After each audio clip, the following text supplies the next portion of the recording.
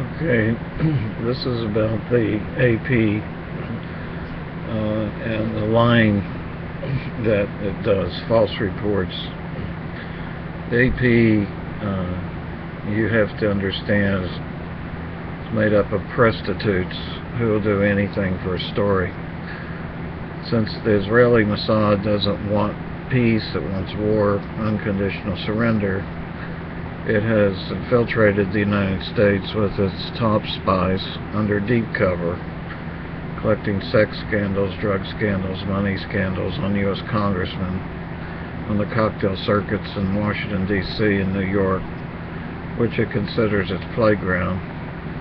And it uses these scandals to blackmail, bribe, and coerce congressmen to support Israel, to the tune of $3 billion in cash every January. I hear this year the $3 billion in cash has been cut off or frozen since the U.S. is broke from all these wars, mainly starting with Iraq, which started with Reagan borrowing $4 trillion for the biggest military buildup of peacetime in world history, with Tom Brokaw kissing his ass the whole time he was in office. And Tom Brokaw is a big asshole. Anyway, the entire North American media is controlled by the Israelis, which you may not believe, except the fact that the war on Libya, killing Ghaddafi, was entirely their engineered op and black op, because they framed Libya, first of all, in '86 by putting a transmitter inside Libya that broadcast false information about Libya blowing up the jet at Lockerbie, Scotland, which Libya had nothing to do. The AP report that came out before Gaddafi was killed said that there was linkage between Gaddafi and this bombing in Libya. That was complete bullshit, and that had to be put out by the Israelis. And the local paper here in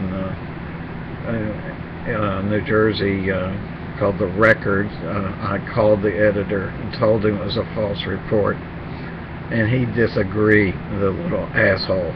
Okay, so you can't trust, and as Trotsky said 100 years ago, the New York Times and the Los Angeles Times, to tell the truth of little matters, day-to-day matters, which aren't important, so that when it comes time to give you a really big lie, people believe them. Reuters is famous for being corrupted by the Israelis. It's supposed to be swift and accurate.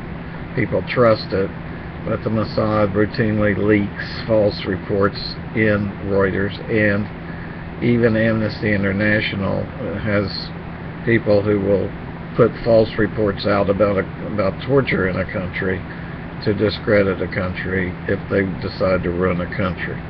Mossad is running drugs in the United States from Colombia through the Southwest, uses safe houses, doesn't use the embassy, but it controls the embassy basement where drugs could be shipped through, but you don't know what's coming through the diplomatic pouch, because anything can go through the diplomatic pouch, including guns. And if guns are going to Mexico, it could be going through the Israeli diplomatic pouch, because they are running cocaine up from Colombia through the Southwest, and probably using low-flying airplanes could go under the radar, and safe houses in Chile.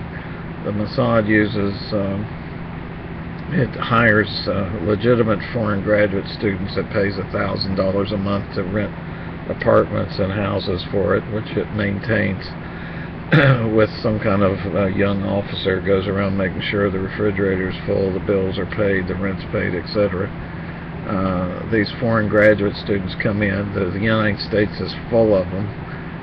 Congress has people who are bought and paid for by the Israeli lobby, as Chuck Hagel said, intimidates congressmen to support Israel. It doesn't just intimidate, it blackmails and bribes and coerces. So Hagel was entirely accurate on that, and So you can't trust the AP, and the story about Obama and Nixon is complete bullshit. If he was requisitioning records from the AP, it's probably because he has information that the AP has been infiltrated by agents. And by the way, journalism, since Ian, what's his name, was killed, the editor of the guy who owned Pergamon Press, Maxwell, Robert Maxwell, was killed by the Mossad. He owned Pergamon Press. The Mossad would come in and infiltrate a newspaper and start a strike in the newspaper to cause the newspaper to lose money. Then Maxwell would come in and buy up the newspaper. Then the Mossad would raid the pension funds. When Maxwell needed $400 million in pension funds for all the newspapers that the Mossad had raided the pension funds from, they were involved in a war at the time, and they couldn't help him, and he was being investigated for being an agent of the Mossad. And he told them that they would find out about the Khrushchev affair, where the KGB, who wanted to get rid of Gorbachev because he wasn't a hardline communist, and the Israelis wanted to get rid of Gorbachev because he was opening up friendly relations with the U.S., which they didn't want because they wanted to keep Israel as an ally against the Soviet Union. So they made a deal to get rid of Gorbachev, and the deal is in Victor Ostrovsky's, I guess, second book, The Other Side of Deception. Okay. The Soviets would expel all the Russian Jews who wouldn't have any place to go. They'd end up in Israel, which needs population, because the Arabs are outnumbering them, and they don't want one man, one vote. They don't want equality. They don't want to build on the West Bank. They don't want a two-state solution. So they don't want Obama's peace plan, they don't want Jimmy Carter's peace plan, they didn't want Clinton's peace plan, and they work against peace plans. In fact, they kill people. In fact, Netanyahu had Yitzhak Rabin killed, who was opening up talks with Palestinians. And it doesn't matter if your Israeli colonel was killed who was starting peace talks with Palestinians. Palestinians have been wanting peace for a long time. The Israelis, Mossad has kept peace from happening, and they routinely leak when there's a secret peace talk. By the way, Trump and Romney are on the complete wrong side of this argument. They're on Israel's side. Trump would be a good president of Israel. Right now, he would be a lousy president of the U.S. And that's the reason Penn Jillette disagrees with Trump, I guess. But anyway, the AP can't be trusted. You can't trust the media, and especially, I mean, even Hollywood is mostly controlled by,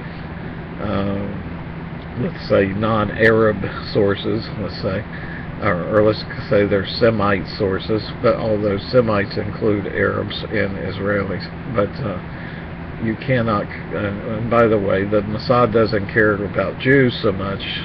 All they care about is Israelis, but they will kill Israelis if they try to start peace. They don't want peace. They want war, unconditional surrender. They had Sadat killed. They hired the terrorist assassins who killed Sadat because they didn't like this weak peace treaty with Egypt. And basically they've done everything to stop peace in the Mideast for all these years, which is the reason there's no peace in the Mideast. And now they're trying to get rid of Obama. In fact, they have a hit out on Obama, according to sources, and these are very reputable sources, and some of them are people they tried to kill already, like Bassam Sharif. So you can find also the KKK, the right-wing fascists, want to kill Obama. The Mossad is extremely right-wing, bordering, has crossed the line into fascism, has no civilian control, and but it does have money. Okay, the agents make $30,000 a month, $300 a day spending money. Talk about $1,900 a day cash. They drive black Mercedes, and they're basically con artists and scam artists, and that's what's going on right now with this crap Okay, although Obama is ignorant on the issue, and Eric Holder is a complete ignoramus, as far as I know, except for whatever I've told him. And believe me, it's very difficult to get through to the FBI or anybody, although the Secret Service understands English. The FBI is so suspicious it can't see straight. And the people who really were on the case of the Israelis, like David and Sadie, were accused of anti-Semitism and let go under the pretext that it was his age had something to do with it. I'm not even sure this guy's still alive. Anyway, that's the news, and I'm sticking to it.